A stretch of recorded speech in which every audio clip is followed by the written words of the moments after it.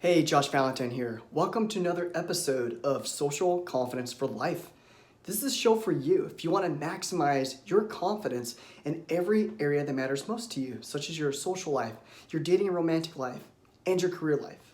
Today's topic is on how to own your value. And this is important because if you don't own your value, then you're stuck seeing yourself as less than other people and constantly focused on, I'm not good enough. Who am I to start conversations with people? Why would people even want to interact with me? I got nothing to bring. I can't contribute to conversations. I don't make it more engaging and fun for people to be around. And so once you start to see yourself as more valuable, with more to add, more to offer to people, then you're going to turn the dial up in your confidence, which means you get to show up more as your real self. You get to turn up the volume of your personality. Because the truth is, you already have amazing qualities about you that you can offer to people in social interactions. It's just all this invisible barrier of anxiety that's keeping you stuck on the the sidelines, keeping you stuck on the sidelines away from people. So we're gonna blast through that in today's lesson. First off, how true do these following statements feel to you? I'm less than others, and I'm not good at anything. How true do these statements feel to you right now? Back in my anxiety and depression and shyness, those statements felt absolutely true. In fact, I thought I was glued to them, as in I couldn't shake it off. I couldn't shake them off. It's just a part of me. Like, I'm doomed. I'm stuck. I'm always going to be less than other people, and I'm never going to amount to anything good. I'm not good at anything. I remember having these conversations with people, and I really, hit a dead end. People could tell me what they were good at, and then as I thought about what I was good at, nothing. A stupor of thought. I don't know. I think I suck at everything. If you currently feel this way, then just acknowledge it. Bring it up to the surface. Admit it to yourself that you're feeling this way. And send it love, focus, and attention right now. Turn inward toward those uncomfortable feelings of, I'm less than other people. I'm not good at anything. I don't have anything to offer people. Just start by tuning into those feelings and embrace them as a warm-up to the main key points of today's lesson. So, how do you own your value? Well, you have to understand that your value is a skill that you can build upon over time, just like your confidence. The two are interchangeable. The more value you see in yourself, the more confident you consequently feel. And because your value is a skill, that means you can hone in on what value you want to offer in the world. You get to pick and choose what kind of value you want to give to others. And so what you want to do is really stop asking yourself, what value do I have to offer people? I don't know. Oh my gosh, freak out. I must be not valuable if I can't even figure out what kind of value I have to bring to people. If I don't even know what my strengths are, I must not have any value to give to people. And we can sort of freak out at that thought, panic, like our house is on fire. Oh my gosh. But what you want to understand here is it's not so much figuring out what your value is, so much as just picking a value and then giving it to people.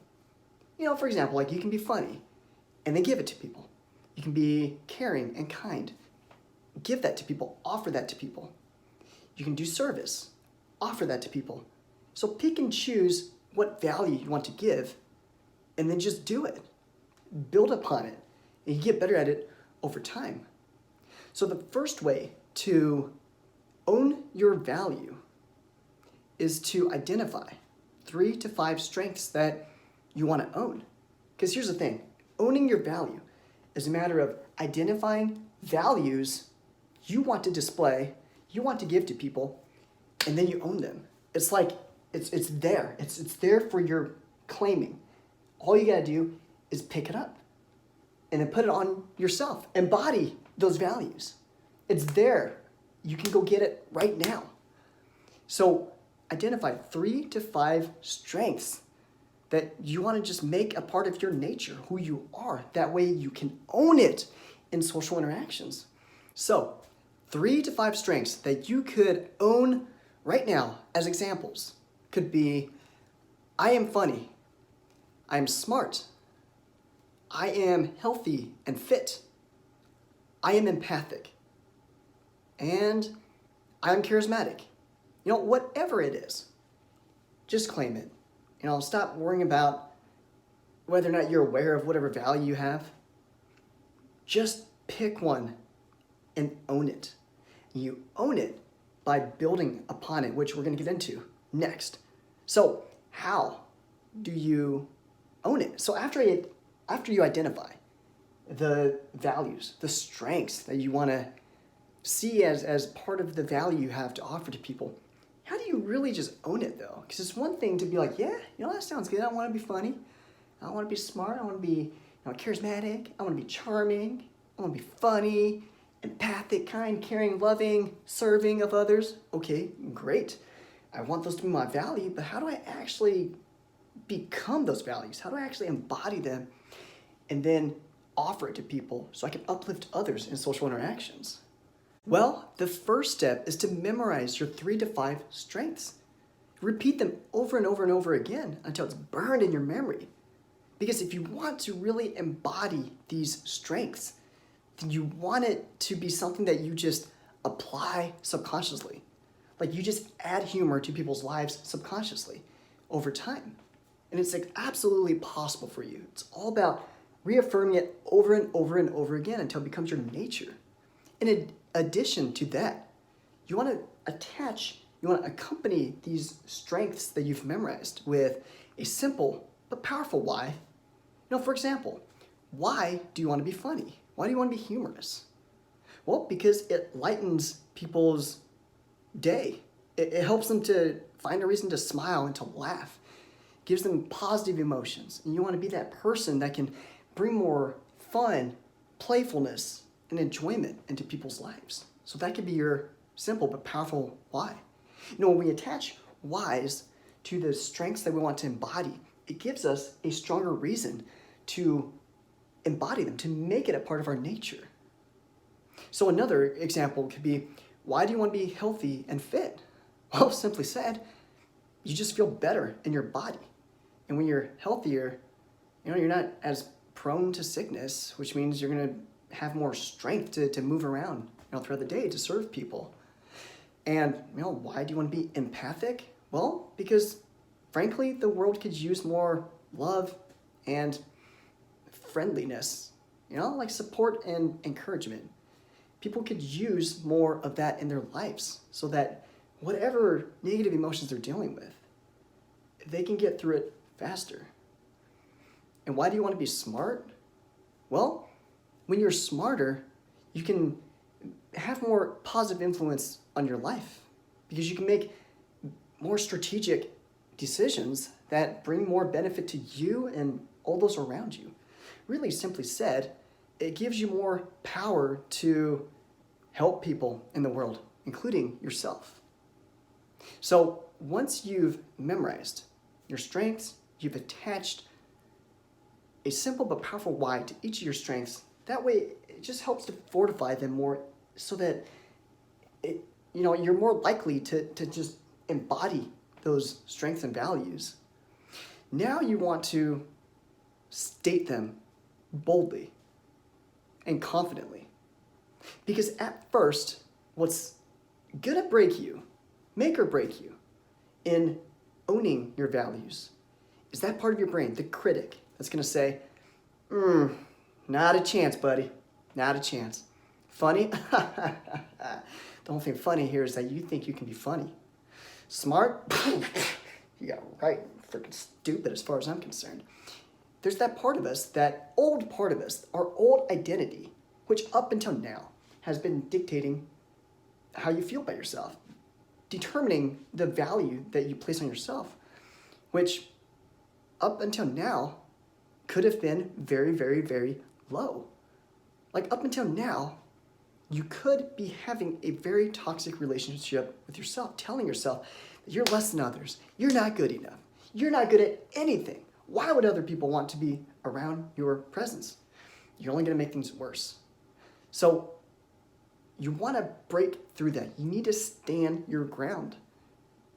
So let's go back to those examples of the values and strengths.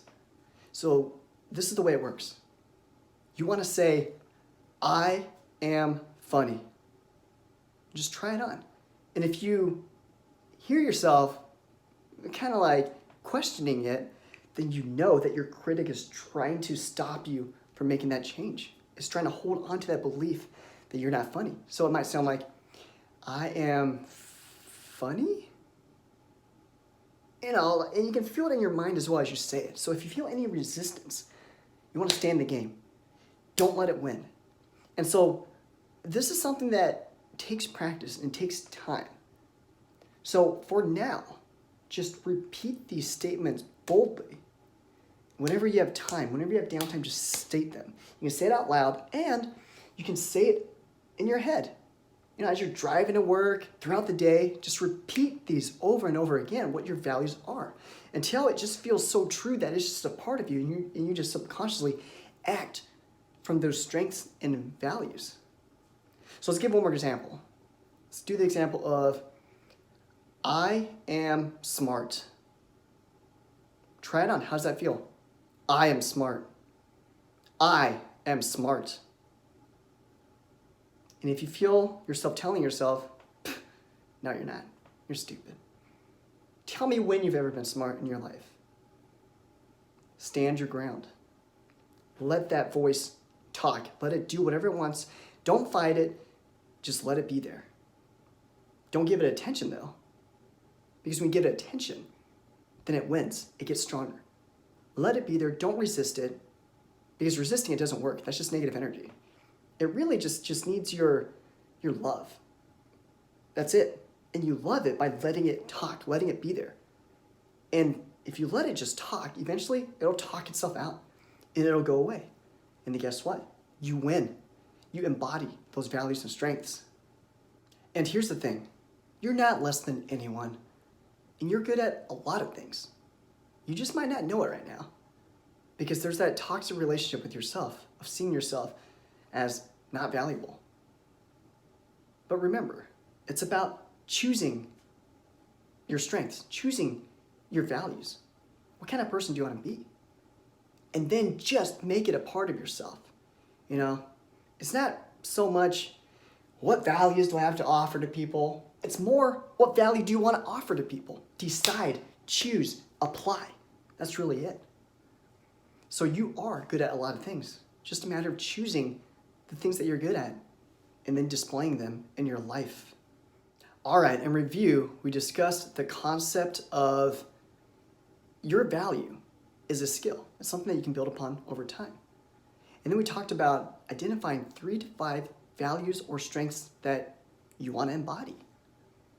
And then you take it to the next level to own them by memorizing them, accompanying and attaching powerful whys to each of your strengths and values that you decided that you want to be a part of your life, that you want to have to offer to people in social interactions.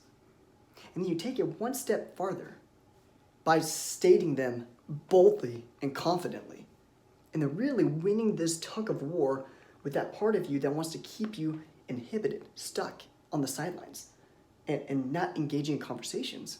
So if you want to embody the value and strength of, I am funny, and you feel a part of yourself resisting that and saying, no, you're not, you're stupid, no, you're not, you're stupid, let it talk. Don't fight it with negative energy. Send it love. And eventually it'll talk itself out, and then you'll feel that you're funny. And what that means is now you're going to engage. You're just going to bring out your humor in social interactions because it's your value. It's you. You believe in it. So stay on course. Stay grounded to your course, to your values and strengths. Beat that toxic critic that's wanting to keep you seeing yourself as not valuable. Because if you don't see yourself valuable, what do you get to avoid?